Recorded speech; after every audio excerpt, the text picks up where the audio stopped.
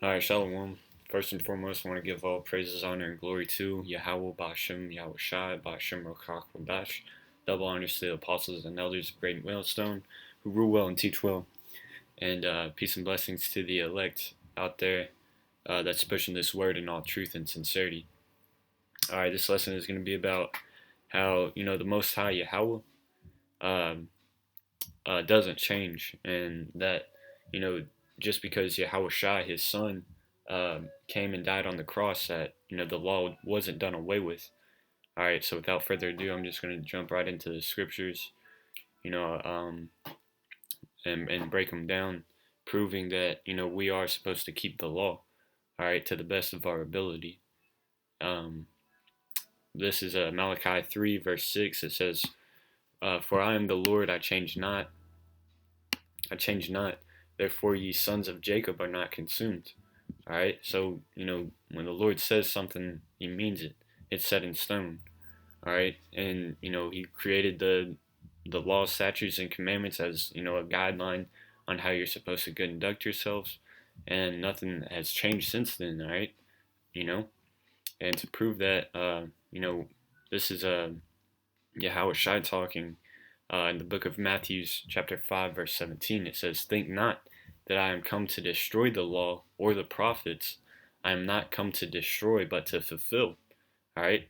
Meaning, you know, you know, because the Christians like to say that, because Yahushua died, or they call him Jesus, because Jesus died on the cross, we can eat, whatever we want, pork, crab, lobster, shrimp. But that's not true, man. It says he didn't come to destroy the law or the prophets. I am come not to destroy, but to fulfill. For verily I say unto you, till heaven and earth pass, one jot or one tittle shall in no wise pass from the law, till all be fulfilled. So, not one jot or tittle in the law shall, fall away. It says, "Whosoever therefore shall break one of the least commandments, and shall teach men so, he shall be called the least in the kingdom of heaven." So anyone that breaks the commandments and teaches other people to break the commandments, saying, "Oh yeah, it's okay to eat pork," Jesus died for our sins, so go ahead and sin, do whatever you want, the Lord will forgive you. You're going to be called the least in the kingdom, right? It says, "But whosoever shall do and teach them, the same shall be called great in the kingdom of heaven." So, the ones that are saying that keep the laws, you know, and teaches men to do so, they shall be called great. All right. It says, "For I say unto you that except that your righteousness shall exceed the righteousness of the scribes and Pharisees," and righteousness meaning keeping the laws. If you keep the laws, then you're righteous. It says, "Ye shall in no case enter into the kingdom of heaven." You know? And the Pharisees were all about keeping the laws. So, but, people get twisted on that, you know, because they think, oh, the Pharisees and the Sadducees were wicked. Yeah, for the most part, all of them were wicked because they didn't want to accept Yahweh as a Messiah, you know? And they were into keeping, well, matter of fact, I got it right here. This is Matthew 23 and 23, because Yahushua condemned a lot of Pharisees. It says, "Woe unto you, scribes and Pharisees, hypocrites," because a lot of Pharisees were hypocrites. It says, "For ye pay tithe of mint and anise and cumin, which are like medicinal herbs, and have omitted the weightier matters of the law, judgment, mercy, and faith." So that's what they're condemned for, not for keeping the law. They were condemned because they only kept certain parts of the law. They kept the tithes part because, they benefited from that. But they omitted the weightier matters of the law, judgment, mercy, and faith. Because faith is part of the law. Mercy is part of the law, all right? Forgiveness is part of the law, man. It says, "These ought ye to have done, and not to leave the other undone."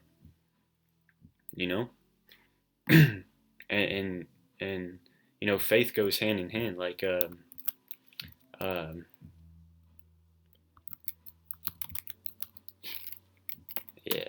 Let's get this. James 2:14. Let's see.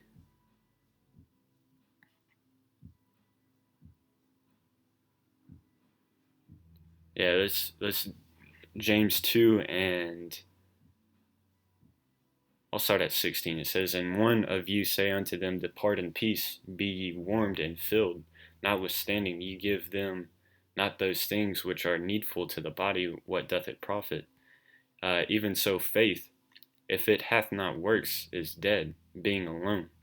Yeah, a man may say, Thou hast faith, and I have works. Show me thy faith without thy works, and I will show thee my faith by my works." Because all these Christians, worldly Christians, like to say, they have faith in the Most High, and then, their sins will be forgiven, but they don't have any works showing their faith. They don't show that, they trust in the Lord, because they don't follow after His commandments. They don't practice according to how the guidelines that are written in the scriptures. But we show our faith by our works. We go out and teach the word. Because that's part of the the laws, is teaching our neighbors to love the Lord. And a lot of Christians think, oh, the golden rule, as long as you love your neighbor as yourself. I got something for you. This is 2 John chapter 1. I'll start at 5. And it says, "And now I beseech thee, lady, not as though I wrote a new commandment unto thee, but that which we had from the beginning, that we love one another." See, this is a commandment that was from the beginning. The Christians like to say, oh, Jesus came and said, oh, this is the number one rule, to love the Most High with all your heart and love your neighbor as yourself. Well, verse 6, it says, "And this is love, that we walk after His commandments. This is the commandment, that as ye have heard from the beginning, ye should walk in it." And it was from the beginning, ever since the time of Moses, ever since the Most High gave commandments to Moses to the rest of Israel. Deuteronomy 6:5. I'll start at 4. It says, "Hear, O Israel, the Lord our power is one Lord, YAHAWAH, through His Son YAHAWASHI. And thou shalt love the Lord thy power with all thine heart, and with all thy soul, and with all thy might." So we've had that from the beginning, and it broke down what love is. And this is love, that we walk after His commandment. So it kind of makes us, it's a balance. You love the Lord because, and how do you show love? You keep His commandments. You do what He says. How do you love a neighbor as yourself? You make sure that he's keeping the commandments as well. If you see your fellow brother doing something that he's not supposed to be doing, you get on to him. And part of the law is forgiveness, man. But if he abuses grace, then you cast him off. It's simple, man. "And these words which I command thee this day shall be in thine heart.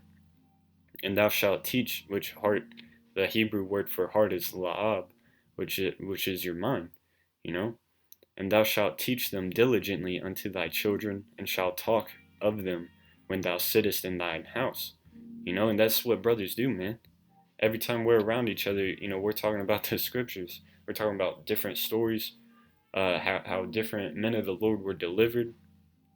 Talking about how diligent people were in Bible stories. Getting counsel on different things, man. It says, "And when thou walkest by the way, and when thou liest down, and when thou risest up." So constantly, these commandments should be in your mind, man.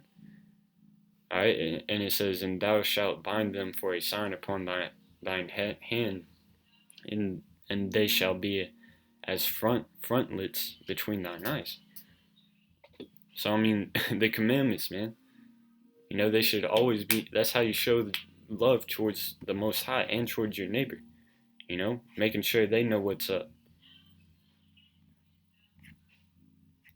This is Philippians chapter 3.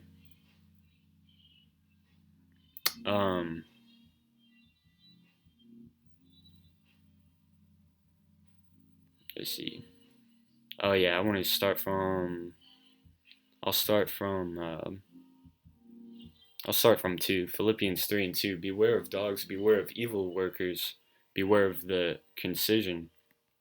For we are the circumcision, which worship the Most High in spirit and rejoice in YAHAWASHI, and have no confidence in the flesh.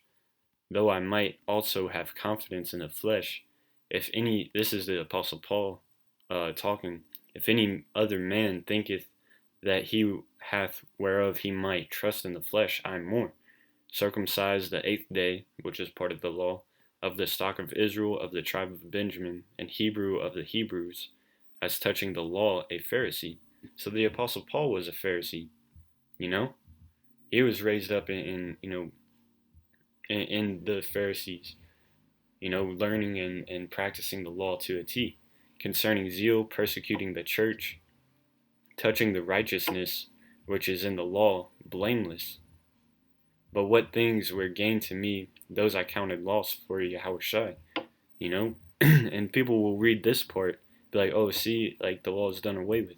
Yeah, doubtless, and I can't count all things but loss for the excellency of the knowledge of YAHAWASHI my Lord, for whom I have suffered the loss of all things, and do count them but dung, that I may win YAHAWASHI, and be found in him, not having mine own righteousness, which is of the law, but that which is through the faith of YAHAWASHI, the righteousness which is of the Most High by faith, because we acknowledge that keeping the law to a T isn't going to save us. It takes faith, just like I read in James. Faith without works is dead. Work without faith is dead. We don't have faith in keeping the commandments. We have we show our faith by keeping the commandments. Because what sense does it make to say that I believe in the Bible, but not practice the things that it says to practice in the Bible? I mean, it's not that hard, man. This is John 14 and 15. If you love me, keep my commandments. And I will pray the Father, and he shall give you another comforter, that ye may abide with you forever. And the comforter is this word, man. Just like I read in Deuteronomy. This is something that's been quoted throughout the Bible. The comforter is the commandments. Teaching everyone the commandments, the stories that are in the Bible, man. You're comforted by those things. You're comforted by those stories. It's like, oh man, this person feared the law, and he was righteous, keeping the commandments, and he had times of falling away, but the Most High had mercy on him because he was sincerely sorry. He asked for forgiveness, and he was delivered out of his time of judgment. Man, I want to live like that. That's the comforter, man.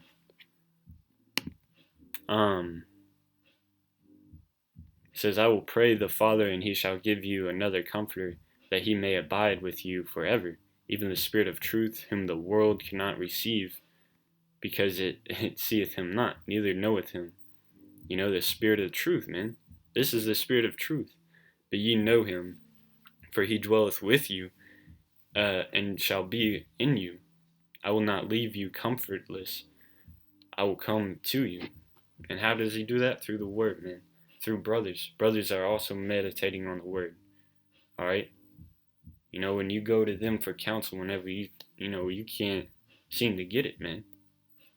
You start reading, you fast, you pray, man. Those are powerful tools.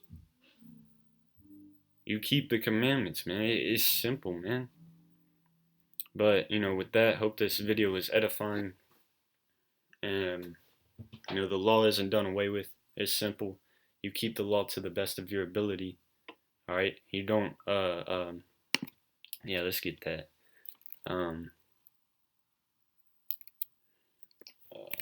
Shit, I'm trying to think of it. Slovakia.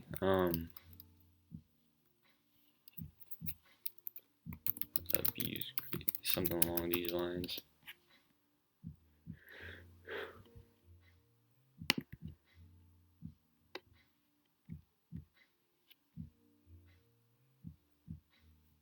Yeah, Romans 6:14. For sin shall not have dominion over you, and sin is breaking the commandments. For ye are not under the law, but under grace. This is the grace period, right? We're under grace right now.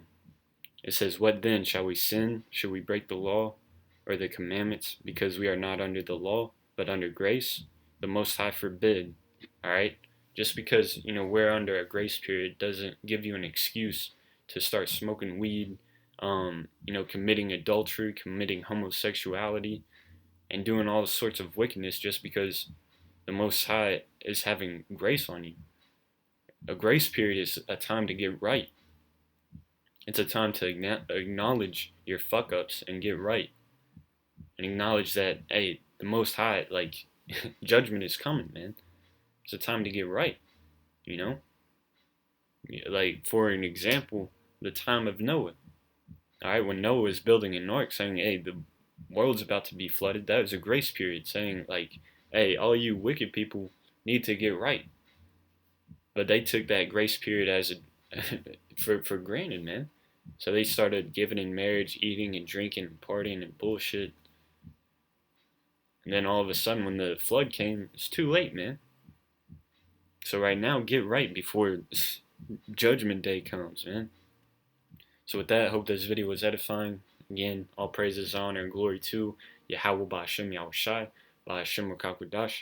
Again, double honors to the apostles and elders of Great Millstone who rule well and teach well. And peace and blessings to the elect out there that's spreading this word in all truth and sincerity. Shalom.